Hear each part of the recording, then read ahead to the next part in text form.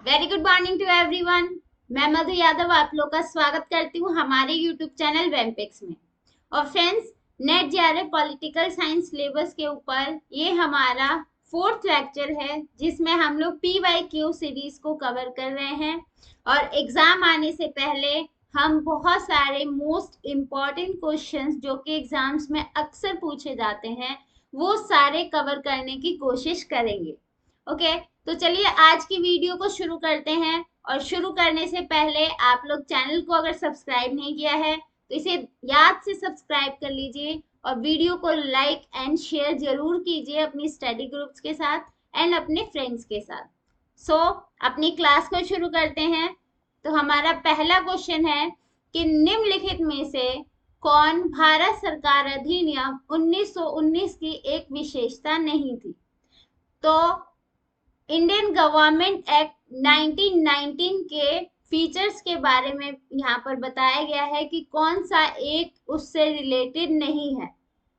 सो इसका right answer है option B. Option B में क्या कहा गया है कि विधानसभा में एक निर्वाचित बहुमत होगा। तो ऐसा कुछ यहाँ पर नहीं कहा गया था कि विधानसभा में एक निर्वाचित बहुमत होगा और उस पर मंत्रियों का नियंत्रण होगा। ठीक, तो ये स्टेटमेंट इनकरेक्ट है। और क्या किया गया था 1919 एक्ट में, ड्यूल विधानमंडल की व्यवस्था की गई थी। ठीक, और सांप्रदायिक प्रतिनिधित्व को बढ़ावा दिया गया था। और इसके अलावा जो राजाओं के प्रांत थे उनके विधानमंडल और निर्वाचन क्षेत्रों को बढ़ाया गया था। ओके, नेक्स्ट है कि निम्नलिखित में से किसने भारतीय राजनीति का अध्ययन करने के लिए स्वतंत्रता पूर्व एवं स्वतंत्रता उपरांत संस्थानिक फ्रेमवर्क उपलब्ध कराया। तो इसमें से किसने कंपैरेटिव स्टडी करने के लिए इंडियन पॉलिटिक्स का एक तरीके से एक डिवीजन किया हुआ है, फ्रीडम से पहले और फ्रीडम के बाद, किसने ये डिवीजन किया है भाई। सो इसका करेक्ट आंसर है ऑप्शन सी। तो इसका करेक्ट आंसर है option C, John Morris John. ठीक, नेक्स्ट है कि भारतीय संविधान के अंतर्गत मौलिक अधिकारों के बारे में निम्नलिखित में से कौन सही है। तो यहाँ पे करेक्ट आंसर बताना है, करेक्ट ऑप्शंस बताने हैं फंडामेंटल राइट से रिलेटेड। कौन सा यहाँ पे करेक्ट स्टेटमेंट है। ओके, तो बताइए भाई। तो देखिए इसका करेक्ट आंसर, राइट आंसर है ऑप्शन ए। यानी जो ये चार स्टेटमेंट दिए हुए हैं उसमें से first and third statement correct है। यानी फंडामेंटल राइट्स जो हैं वो संविधान, उसमें कोई भी संवैधानिक तौर पर ही चेंज होगा और उसकी रक्षा जो है वो संविधान ही करता है। पार्लियामेंट या सुप्रीम कोर्ट उसकी देख रेख कर सकते हैं, बट उसका संरक्षण जो है, उसको बचाने का जो अधिकार है वो कॉन्स्टिट्यूशन द्वारा संरक्षित किया जाता है। ओके, थर्ड स्टेटमेंट है उच्चतम न्यायालय मौलिक अधिकारों का अभिभावक है। तो ये भी ऑप्शन करेक्ट है कि मौलिक अधिकारों की रक्षा और उसको एक तरीके से पेरेंट माना जाता है उसका सुप्रीम कोर्ट को।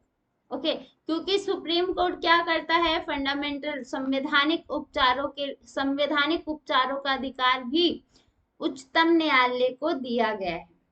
और इसके थ्रू ही मौलिक अधिकारों की रक्षा के लिए सर्वोच्च न्यायालय को, जो कोर्ट्स हैं, उनको एक तरीके से पावर मिली हुई है। ओके, नेक्स्ट है दो सूचियां दी हुई हैं, उन दोनों को मिलाना है। तो बताइए कि इसमें से कौन सी आइडियोलॉजी किससे संबंधित है, किससे रिलेटेड है। तो बताइए भाई इसका करेक्ट आंसर क्या है। सो इसका करेक्ट आंसर आपका ऑप्शन ए है। क्या है ऑप्शन ए, 3412 3412 3412। तो फर्स्ट मृदु राज्य का कॉन्सेप्ट दिया है गुनार मिडल ने। किसने, गुनार मिडल ने मृदु राज्य का कॉन्सेप्ट दिया है। अभाव की राजनीति का कॉन्सेप्ट, अभाव की राजनीति का विचार माइनर वाइनर ने दिया है। और शासनशीलता का संकट, ये स्टेटमेंट दिया हुआ है अतुल कोहली ने।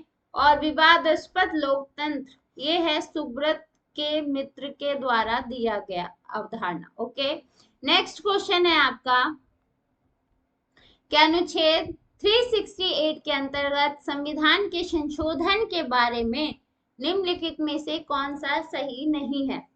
तो आप लोग को पता ही है आर्टिकल 360 ये राइट देता है कि संविधान में कैसे संशोधन करना है, और पार्लियामेंट में जो भी संशोधन होते, जो भी अमेंडमेंट्स होते हैं, वो आर्टिकल 360 के अंडर ही किए जाते हैं।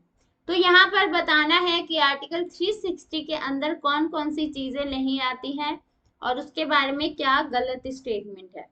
ओके, सो बताइए स्टेटमेंट्स को, बड़े ध्यान से पढ़िए, तब अपने आंसर्स को अटेम्प्ट कीजिए।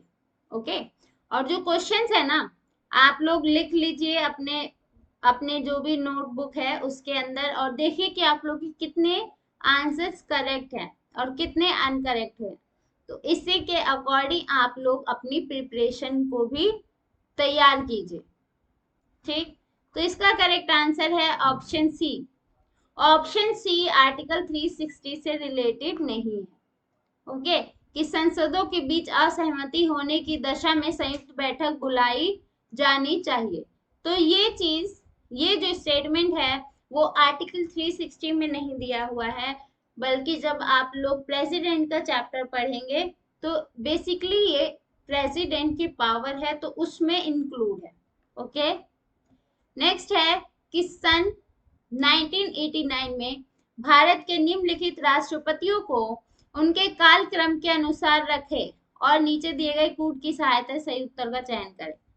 तो यहाँ पर राष्ट्रपतियों के नाम दिए गए हैं, तो आप लोगों को इसको ऑर्डर में लगाना है कि कौन सबसे पहले राष्ट्रपति बने थे, फिर उसके बाद कौन आए। ठीक, तो ये है आप लोगों के पास कोड कि कौन कौन सा करेक्ट आंसर है, बताइए।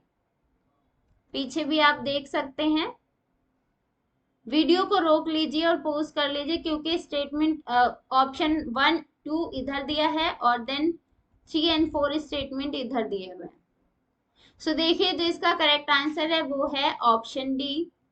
सबसे पहले आर वेंकट रमन बने थे, अगर इनका ऑर्डर लगाया जाए तो। ओके, उसके बाद शंकर दयाल शर्मा, देन के नारायणन, फिर एपीजे अब्दुल कलाम, उसके बाद प्रतिभा पाटिल।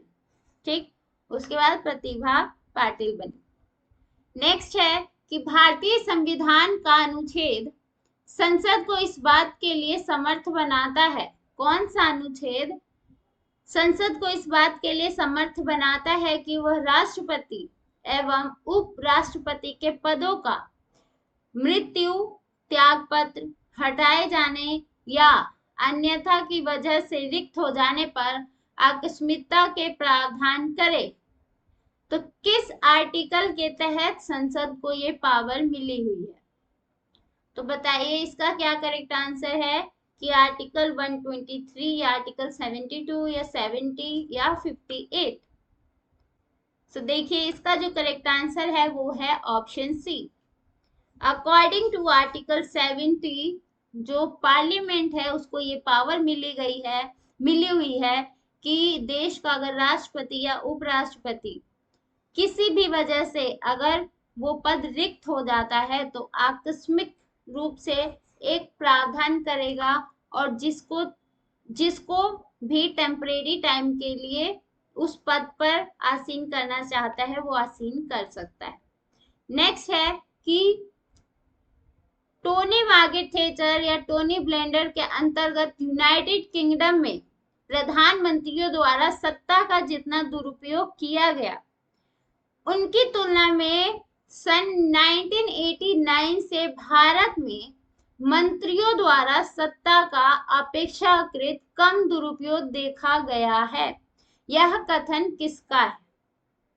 बहुत इंपॉर्टेंट क्वेश्चन है, और यहाँ क्या पूछा जा रहा है, ध्यान से क्वेश्चन को पढ़िए कि मार्गरेट थैचर और टोनी ब्लेयर के कार्यकाल के दौरान, और ये दोनों यूनाइटेड किंगडम के प्राइम मिनिस्टर थे, उन्होंने जिस तरीके से पावर का यूज किया है उसके कंपैरिजन में आफ्टर 1989 भारत में जो भी प्रधानमंत्री आए उन्होंने अपनी पावर का कम यूज किया है, दुरुपयोग किया है, गलत तरीके से कम उपयोग किया है। ये किसका कथन है बताइए, इसका करेक्ट आंसर क्या है? इसका करेक्ट आंसर है ऑप्शन सी। ठीक, जेम्स मैनर का ये स्टेटमेंट है। नेक्स्ट क्वेश्चन है कि निम्नलिखित में से कौन भारत के उच्चतम न्यायालय का दोहरा व्यक्तित्व मानते हैं? एक विधिक संस्था और एक लोक संस्था। तो किसने सर्वोच्च न्यायालय यानी सुप्रीम कोर्ट को ड्यूल व्यक्तित्व वाला माना है? और पहला व्यक्तित्व क्या है उसका, फर्स्ट आइडेंटिटी है एज अ विधिक संस्था और दूसरी है एक लोक संस्था के रूप में। ये किसने कहा है?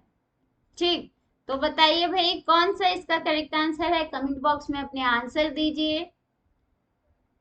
तो दीजिए अपने आंसर। तो देखिए वीडियो को लाइक शेयर जरूर कीजिए और अगर चैनल को सब्सक्राइब नहीं किया है तो इसे जरूर सब्सक्राइब कर लीजिए। और फ्रेंड्स, डेली सुबह 9 बजे मॉर्निंग में 9 AM हमारी क्लास हो रही है PIQ सेशन की, और उसके बाद 9:30 बजे से हमारी SSC, UPSC and RBI and banking, इन सभी के लिए GK सेशन में चला रही हूँ, तो आप लोग उसको भी जाकर देखिए।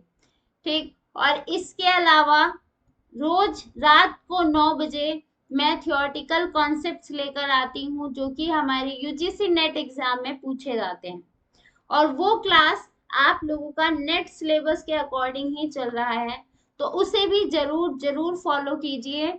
और डेली ये क्लास होती है, डेली बेसिस पे। तो बताइए इसका करेक्ट आंसर क्या है? ऑप्शन सी करेक्ट आंसर है। माधव खोसला एवं अनंत पद्मनाभन। माधव खोसला और जो अनंत हैं ये कहते हैं कि जो इंडिया का सुप्रीम कोर्ट है ड्यूल व्यक्तित्व वाला है। ओके, एक तो वो एक विधिक संस्था के रूप में और दूसरा वो लोक संस्था के रूप में काम करती है। नेक्स्ट क्वेश्चन है कि कौन भारत निर्वाचन आयोग को स्वतंत्र एवं निष्पक्ष निर्वाचन का एक प्रभावी कवच कहता है? ठीक, तो कौन कह रहा है इलेक्शन कमीशन को एक फ्री एंड फेयर एक कवच के रूप में देख रहा है कि जो इलेक्शन कमीशन है इंडिया का एकदम फ्री है एंड फेयर काम करता है और हमारे यहाँ की लोकतंत्र को सुरक्षित करने का काम करता है और लोकतंत्र को सुरक्षित करने के लिए एक कवच के रूप में काम करता है। तो ये स्टेटमेंट किसने दिया है, किसने कहा है भाई? इसका करेक्ट आंसर है option B, RP Bhalla. RP Bhalla ने भारत के सर्वोच्च न्यायालय को निर्वाचन आयोग को free and fair election commission कहा है। ओके, आज की क्लास बस इतनी ही। ऐसे ही ज्वाइन रहिए हमारे साथ, और 9:30 बजे भी क्लास है, जल्दी से फटाफट आ जाइए GK की क्लास के लिए। अगर कोई स्टूडेंट UPSC या SSC, RBI या किसी भी तरह के कॉम्पिटिटिव एग्जाम की तैयारी कर रहा है, ओके, और जो स्टूडेंट नेट GRF की तैयारी कर रहे हैं पॉलिटिकल साइंस की, तो उनके लिए रोज रात को 9 बजे क्लास हो रही है अकॉर्डिंग टू पूरे सिलेबस, और सिलेबस के अकॉर्डिंग मैं एक एक टॉपिक की जड़ की खाल निकाल कर तैयारी करवा रही हूँ। तो आप लोग वहां भी रात को 9 बजे ज्वाइन कीजिए। ओके, तो मिलते हैं कल की क्लास में। Thank you and bye.